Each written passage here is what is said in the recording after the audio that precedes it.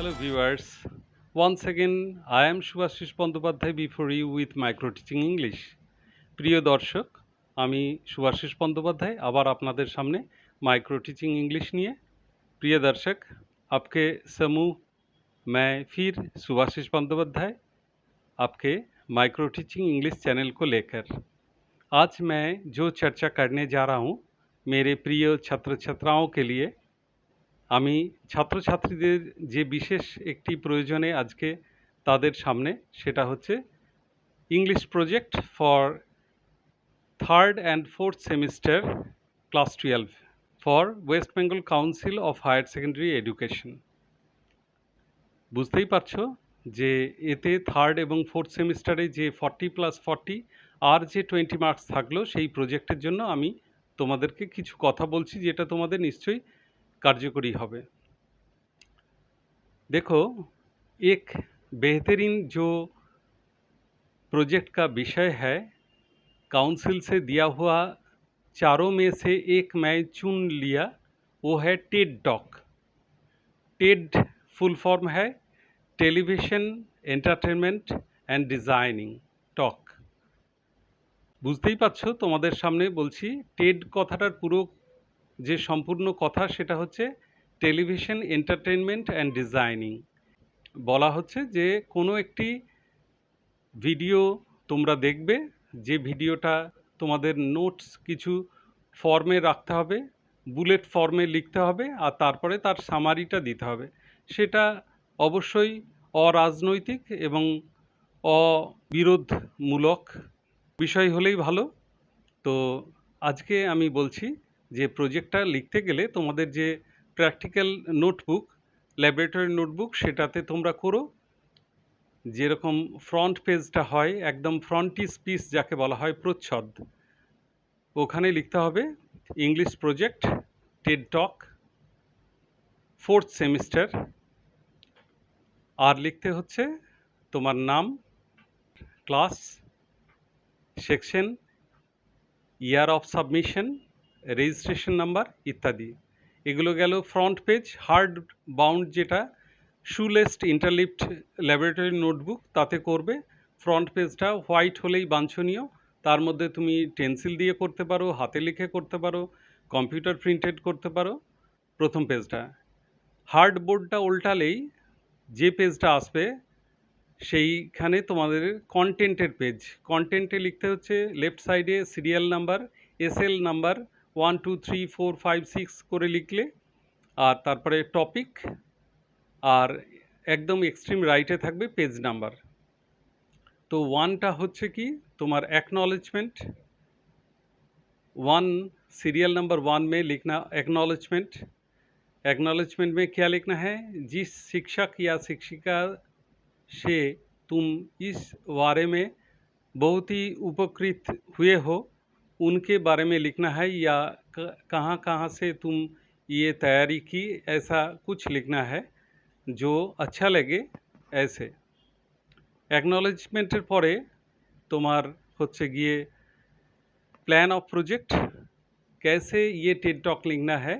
Ted talk जो है वो कहाँ से मिला, कैसे किस प्रकार तुमको ये तुम्हारे सामने आया, कोई किताब का अगर उल्लेख हो तो वो भी लिखना है,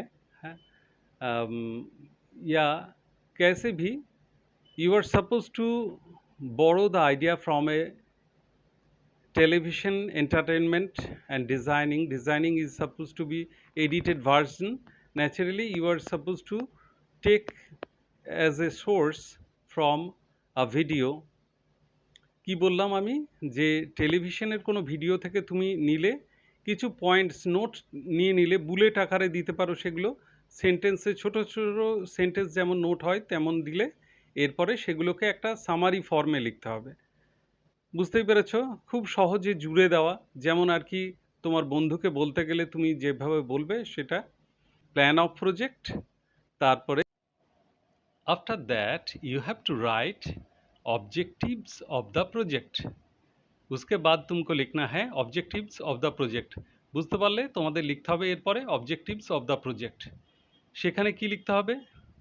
the West Bengal Council of Higher Secondary Education has specific objectives by adding the project of 20 marks to let the students relieved from their day-to-day classwork and the monotony of the academic activities. They are supposed to write on their own and think fundamentally. So the other way is to initiate the original writing among the students. Such objectives are really commendable on the part of the West Bengal Council of Higher Secondary Education. The project.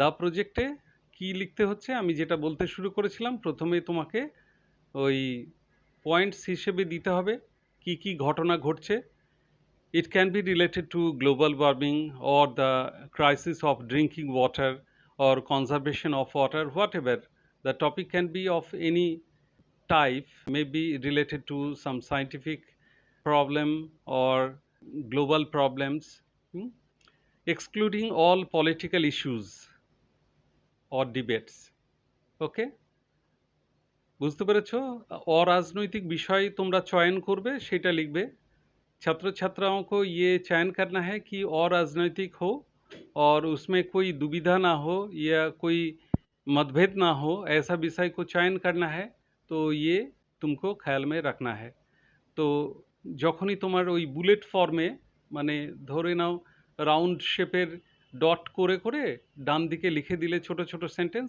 ওইগুলোকে compile করে একটা summary ফর্মে লিখতে হবে মানে সবগুলো মিশিয়ে একটা লিখতে হবে এই তো বিষয় বিভিন্ন হতে পারে তাই আমি উদাহরণ ব্যবহার করলাম না মোটামুটি এই প্ল্যান আর একটা যেটা আমি মিস করে গেছি সেটা হচ্ছে এই প্রজেক্টের পরে থাকবে যেটা কন্টেন্টে উল্লেখ করা দরকার সেটা হচ্ছে বিবলিওগ্রাফি বিবলিওগ্রাফি মানে যেগুলো থেকে বাইবেল হেব্রু ভাষায় বাইবেল মানে বুক সেই বই কোন কোন বইয়ের সাহায্য তুমি নিয়েছো সেটা তোমাকে লিখতে হচ্ছে তো তার একটা তালিকা দিতে হবে তার কৌশল আছে সেখানেও তোমার বিবলিওগ্রাফি লিখতে হচ্ছে 1 2 3 4 করে কোন সোর্স থেকে লিখেছো প্রথমত পাবলিশারের নাম লিখতে হবে পাবলিশার বইটার নাম তারপরে প্রথমে অথারের সারনেম কমা দিয়ে তার নেম মিডল নেম এটা দিতে হলো পেজ নাম্বার চ্যাপ্টার কোন জায়গা থেকে লিখেছো এটা যদি তোমার প্রয়োজন হয়ে থাকে সেগুলো অবশ্যই উল্লেখ করতে হবে এইভাবে তালিকা আকারে দিতে হবে समझ में आई कि जो भी बिब्लियोग्राफी में लिखना है कौन सी किताबों से ये उसका तुम उपकृत हुए हो वो सारे लिखना है कैसे सीरियल नंबर 1 2 3 करके पहले तो लिखना है कि कौन सी परिच्छेद से तुम लिए हो और उसके बाद उस अध्याय का नाम ऑथर के नाम सरनेम पहले लिखना है सरनेम के बाद कॉमा दे के मिडिल नेम और फर्स्ट नेम ऐसा लिखना है कौन सी पन्ना कौन सी चैप्टर से लिए हो ये सब उल्लेख करना है अंत में certificate from the guide certificate from the गाइडे निश्चय लिखबे जे I do hereby declare that my student इसके बाद तुम्हारा नाम of class 12 section dash with registration number has undergone